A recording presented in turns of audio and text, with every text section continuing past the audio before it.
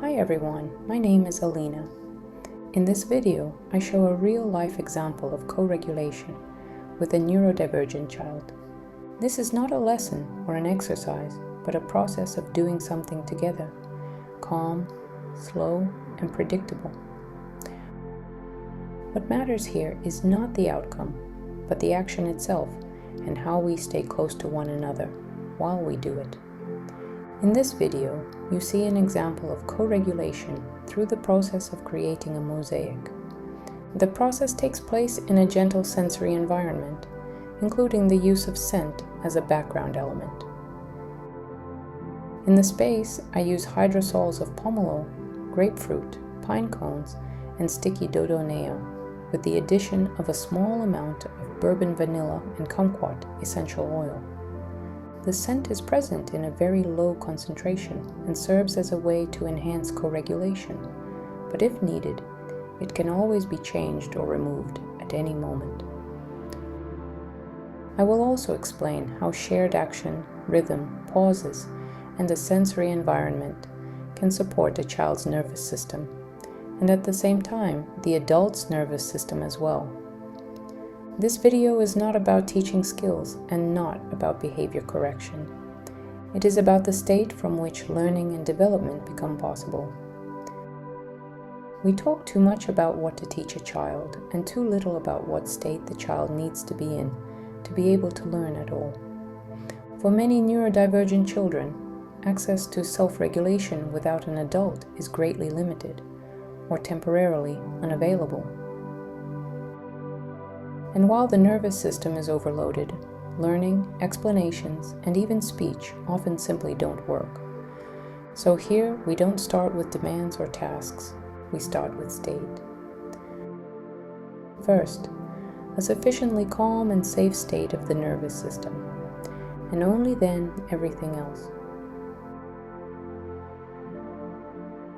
In this process, the adult stays near the child within their field of vision. The adult's movements are calm and predictable. There are no instructions here, and no evaluation of results. What matters is not the final product, but the shared action itself. A child's nervous system reads the adult's state very subtly. When the adult's rhythm becomes calmer and more steady, the child's arousal gradually decreases. That is the essence of co-regulation. We don't demand self-regulation from the child. We temporarily share the load between two nervous systems. Even if the adult has anxiety or inattention in that moment, it doesn't mean the process isn't working. In such cases, gentle inhalation of the aroma and an inner shift toward the process itself, not the result, but shared presence, can help. The intention to spend quality time with the child, noticing their state and your own, already changes the rhythm of the interaction. Co-regulation begins not with the child, but with how the adult is present beside them. Here we are not playing and not completing a task. We do the same action side by side, calmly and without rushing. Repetition matters more than novelty. You can be silent. You can be close without words. The action can be different. Sometimes the adult and the child do the same thing together. Sometimes each does their own thing, but within the same rhythm and in the same space. If it's still hard for the child to join in shared action, there is no need to speed it up. It's important that the child shows on their own whether they are ready for contact, and in what form. Help is only possible when the child wants it or accepts it. And the principle here is simple: less is more. Light presence and minimal participation are often more supportive than active interference. Repeated action creates a sense of predictability. Predictability lowers anxiety. And togetherness, even without words, gives the child an experience of not being alone in this process and not being alone with their state. Togetherness here is not about doing things in sync, but about shared presence. Here I show one possible version of the practice. The materials matter, but every child will have their own preferences. My children are very different, so with each of them I look for an individual approach, and together we explore which kinds of creativity and shared making feel closest and most comfortable. In this version, I chose materials that offer both boundaries and softness. This creates conditions for the nervous system where you can feel support, and also gradually let tension release. Here I use a small canvas, a thick medium, or any texture paste, and glass pieces with clear edges. At any moment you can stop. Nothing has to be finished. Fragments make it possible not to be whole all at once. You can work with separate pieces without knowing in advance what the full picture will be. A small format helps prevent overload and keeps the process within what is available. Heavy and cool material gives the body a clear, grounded sensation. It literally brings you back into contact with your hands and the present moment. There are many different forms of co-regulation, and I will gradually show different examples. In this video, I show the Mosaic option because it works especially well with the feeling of fragmentation and gradual joining. When we assemble separate pieces into one picture together, it creates an experience of inner integration, without pressure, without haste, and without the need to understand exactly what is happening. In this practice, a slow pace is important. There are pauses between actions.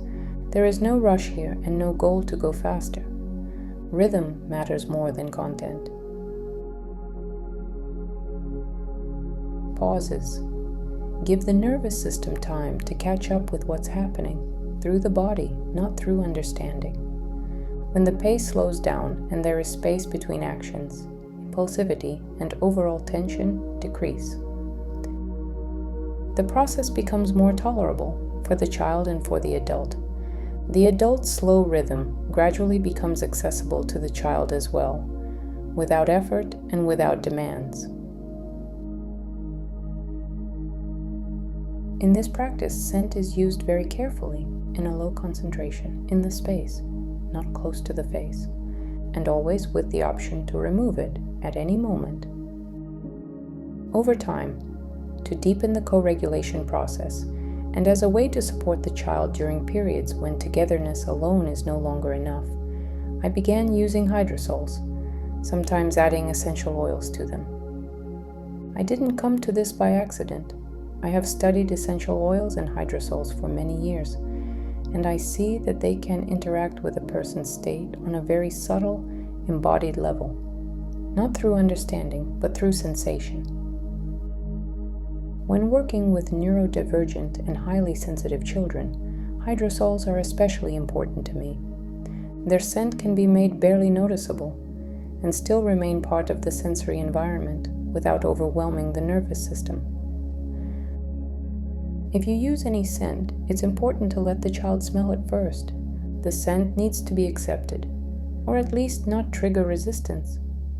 If there is even the slightest discomfort, the scent should be removed.